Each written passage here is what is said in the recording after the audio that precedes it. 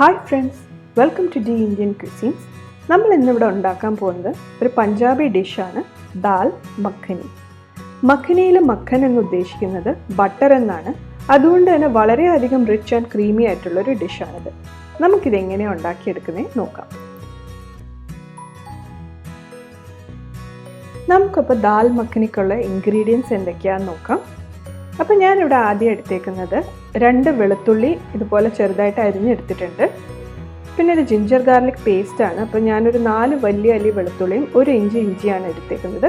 പിന്നെ ഒരു ചെറിയ സവാള പൊടിയായിട്ട് അരിഞ്ഞെടുത്തിട്ടുണ്ട്. കുറച്ച് മല്ലിയില ചോപ്പ് ചെയ്തെടുത്തിട്ടുണ്ട്. പിന്നെ ഇതാണ് നമ്മുടെ മെയിൻ ഇൻഗ്രീഡിയൻറ്റ്. അപ്പോൾ ഇവിടെ ഞാൻ രാജ്മയും നമ്മുടെ മുഴുവൻ കറുത്ത കളർ ഉഴുന്നാണ് എടുത്തേക്കുന്നത്.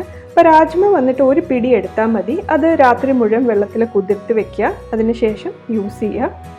പിന്നെ ഞാൻ എടുത്തേക്കുന്നത് ഉഴുന്നാണ്. അപ്പോൾ ഉഴുന്നും ഇതുപോലെ രാത്രി മുഴുവൻ വെള്ളത്തിൽ കുതിർത്ത് വെക്കുക. അപ്പോൾ ശരിക്കും പറഞ്ഞാൽ ഇത് കറുത്ത നിറമാണ്. പക്ഷെ നമ്മൾ വെള്ളത്തിൽ കുതിർത്ത് വെച്ച് കഴിയുമ്പോഴത്തേക്കും ഒരു ചെറിയൊരു ഡാർക്ക് ഗ്രീൻ കളറായിട്ടായിരിക്കും നമുക്കിത് കിട്ടുന്നത്. അപ്പം ഞാൻ ഈ ഒരു കപ്പിൻ്റെ അളവിൽ 3/4 കപ്പ് ഉഴുന്നാണ് എടുത്തേക്കുന്നത്. പിന്നെ ഞാൻ എടുത്തേക്കുന്ന 2 തക്കാളി മിക്സറിൽ ഒന്ന് അടിച്ചെടുത്തിട്ടുണ്ട്. പിന്നെ ഇത് കുക്കിംഗ് ക്രീമാണ്. അപ്പോൾ നമുക്കിത് ലാസ്റ്റിൽ ഗാർണിഷിങ്ങിൻ്റെ സമയത്ത് ഒഴിച്ചു കൊടുക്കാനുള്ളതാണ്. പിന്നെ ഞാൻ എടുത്തേക്കുന്ന ബട്ടറാണ്. അപ്പോൾ ഞാൻ നേരത്തെ പറഞ്ഞ പോലെ തന്നെ നല്ലൊരു എമൗണ്ട് ഓഫ് ബട്ടർ നമ്മളിതിൽ ആഡ് ചെയ്യുന്നുണ്ട്. അപ്പോൾ ഇത് ഏകദേശം ഒരു 50 ഗ്രാം ഉണ്ട്. നമുക്കിനി സ്പൈസസ് എന്തൊക്കെയാണെന്ന് നോക്കാം.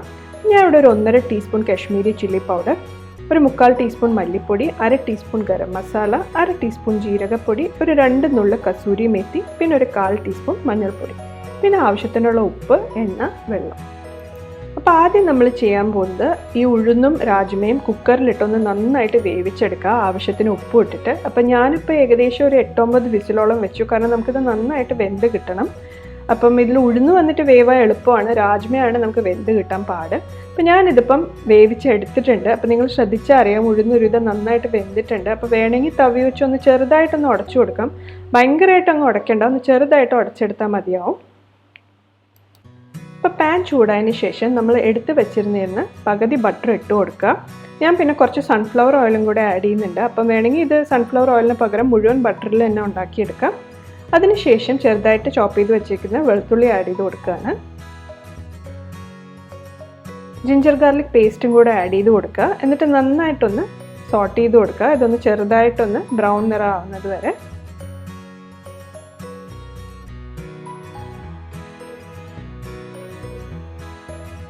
അപ്പോൾ ഇതിപ്പോൾ നമ്മുടെ ജിഞ്ചർ ഗാർലിക് പേസ്റ്റ് ഒന്ന് നന്നായിട്ടൊന്ന് റോസ്റ്റ് ആയിട്ടുണ്ട്. അപ്പം അതിലേക്ക് ഞാൻ സവാള ആഡ് ചെയ്ത് കൊടുക്കുകയാണ്. അപ്പോൾ സവാളയുടെ ഒരു നിറം മാറുന്നത് വരെ നമുക്കിത് വഴറ്റിയെടുക്കാം. നമ്മുടെ സവാള ഒരുവിധം നന്നായിട്ട് വഴണ്ട് വന്നിട്ടുണ്ട്. അപ്പം ഞാൻ ഇനി ഇതിലേക്ക് തക്കാളി ആഡ് ചെയ്ത് കൊടുക്കുകയാണ്. പിന്നെ തക്കാളി ഒന്ന് നന്നായിട്ട് വെന്ത് വരണം. അപ്പോൾ ഇത് നന്നായിട്ടൊന്ന് വെന്ത് കിട്ടുമ്പോഴത്തേക്കും എണ്ണയൊക്കെ ഒന്ന് ചെറുതായിട്ട് തെളിഞ്ഞു തുടങ്ങും. ഇതിപ്പോൾ ശ്രദ്ധിച്ചറിയാം എണ്ണയൊക്കെ ചെറുതായിട്ട് തെളിഞ്ഞ് വന്നിട്ടുണ്ട്. അപ്പം ഇനി ഫ്ലെയിം ഒന്ന് കുറച്ച് കൊടുക്കുക. ലോയിൽ വെച്ചതിന് ശേഷം നമുക്കിനി സ്പൈസസ് ആഡ് ചെയ്ത് കൊടുക്കാം. അപ്പോൾ ഇതിലേക്ക് മുളക് പൊടി, മഞ്ഞൾപ്പൊടി, മല്ലിപ്പൊടി, ഗരം മസാല, പിന്നെ ജീരകപ്പൊടി, ഇനി എല്ലാം ഒന്ന് നന്നായിട്ട് വഴറ്റി കൊടുക്കുക. ലോ ഫ്ലെയിമിൽ വെച്ചിട്ട് തന്നെ ഒരു 3-4 മിനിറ്റ് നമുക്കിത് വഴറ്റിയെടുക്കാം. അപ്പം മസാലയുടെ ഒക്കെ ആ ഒരു പച്ച മണം മാറിക്കിട്ടും.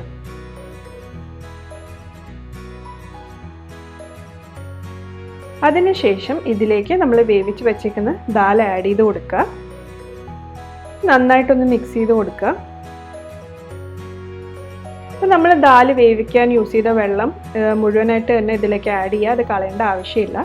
അപ്പോൾ ഞാൻ 1 ഗ്ലാസ് വെള്ളം കൂടെ ആഡ് ചെയ്ത് കൊടുത്തിട്ടുണ്ട്. അപ്പം നമ്മൾ ഇതിന് മീഡിയം ഫ്ലെയിമിൽ അടച്ച് വെച്ച് ഒരു 20 തൊട്ട് 25 മിനിറ്റ് വരെ ഇത് വേവിച്ചെടുക്കാൻ പോവുകയാണ്.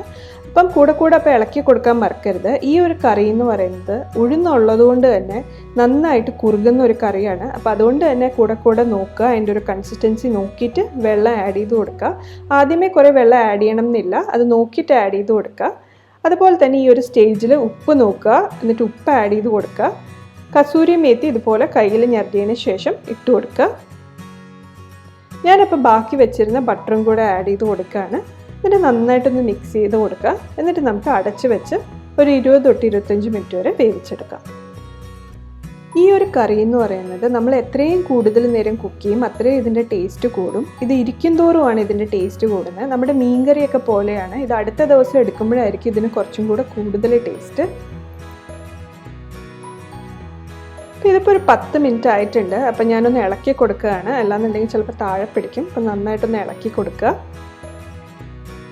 അപ്പോൾ ഇതിപ്പം ചെറുതായിട്ടൊന്ന് കുറുകി വന്നിട്ടുണ്ട്. അപ്പം ഞാൻ അത് കാരണം ഇതിലേക്ക് ഒരു 1/2 ഗ്ലാസ് വെള്ളവും കൂടെ ഒഴിച്ചു കൊടുക്കുകയാണ്. അപ്പം നമുക്ക് കുറച്ചും കൂടെ ഗ്രേവി ആയിട്ട് ഇരിക്കണം എന്നുണ്ടെങ്കിൽ അതിനനുസരിച്ച് വെള്ളത്തിൻ്റെ അളവ് കൂട്ടി കൊടുക്കാവുന്നതാണ്. നമുക്കിനി വീണ്ടും ഒരു 10-15 മിനിറ്റും കൂടെ ഇത് കുക്ക് ചെയ്തെടുക്കാം. അപ്പോൾ ഇതിപ്പോൾ ഏകദേശം മൊത്തം ഒരു 25 മിനിറ്റ് ആയിട്ടുണ്ട്. അപ്പം നന്നായിട്ടൊന്ന് ഇളക്കി കൊടുക്കുക. അപ്പോൾ കണ്ടാൽ അറിയാം ഗ്രേവി ഒന്ന് നന്നായിട്ട് കുറുകി വന്നിട്ടുണ്ട്. ഇത് തണുക്കും കൂടെ ചെയ്യുമ്പോൾ ഇത് കുറേ കൂടെ കട്ടിയാവും. അപ്പോൾ ഞാൻ നേരത്തെ പറഞ്ഞ പോലെ തന്നെ വെള്ളം കൂടുതൽ വേണം എന്നുണ്ടെങ്കിൽ ആഡ് ചെയ്ത് കൊടുക്കുക. അതിനനുസരിച്ച് ഉപ്പും കൂടെ അഡ്ജസ്റ്റ് ചെയ്ത് കൊടുത്താൽ മതിയാവും. അപ്പോൾ നമ്മുടെ ദാൽ മഖനി ഇപ്പോൾ റെഡിയാണ്. അപ്പോൾ നമുക്കിതിനി ഫ്ലെയിം ഓഫ് ചെയ്തതിന് ശേഷം ഒരു സെർവിങ് ഡിഷിലേക്ക് മാറ്റാം. അപ്പോൾ ഞാനിതിപ്പോൾ ഒരു സെർവിങ് ഡിഷിലേക്ക് മാറ്റിയിട്ടുണ്ട്. അപ്പോൾ അതിന് മുകളിലേക്ക് ഇനി ക്രീം ആഡ് ചെയ്ത് കൊടുക്കുക. അപ്പോൾ ഇതിപ്പോൾ കുക്കിംഗ് ക്രീമാണ് ഞാൻ യൂസ് ചെയ്യുന്നത്. അപ്പോൾ ഞാൻ ഏകദേശം ഒരു 5-6 ടീസ്പൂൺ ക്രീം ആഡ് ചെയ്ത് കൊടുത്തിട്ടുണ്ട്. ഒരു ചെറിയൊരു പീസ് ബട്ടറും കൂടെ വെക്കുകയാണ്. കുറച്ച് മല്ലിയിലയും കൂടി ഇട്ട് കൊടുക്കുക. അപ്പോൾ ഇത് നമ്മൾ കഴിക്കുന്നതിന് മുന്നേ ആയിട്ട് ഇതൊന്ന് നന്നായിട്ട് മിക്സ് ചെയ്തിട്ട് നമുക്ക് സെർവ് ചെയ്യാവുന്നതാണ്. അപ്പോൾ തീർച്ചയായിട്ടും ട്രൈ ചെയ്ത് നോക്കുക. വളരെ റിച്ച് ആൻഡ് ക്രീമി ആയിട്ടുള്ളൊരു റെസിപ്പിയാണ്. അതുപോലെ തന്നെ ഇത് ബട്ടർ നാൻ്റെ കൂടെയും ജീര റൈസിൻ്റെ കൂടെയൊക്കെ കഴിക്കാൻ ഒരു അടിപൊളി കോമ്പിനേഷൻ തന്നെയാണ്. ട്രൈ ചെയ്ത് നോക്കിയിട്ട് അഭിപ്രായം പറയുക, കമൻറ്റ് ചെയ്യുക, ഷെയർ ചെയ്യുക. Also please like, subscribe and press the bell icon four regular updates. Thank you for watching.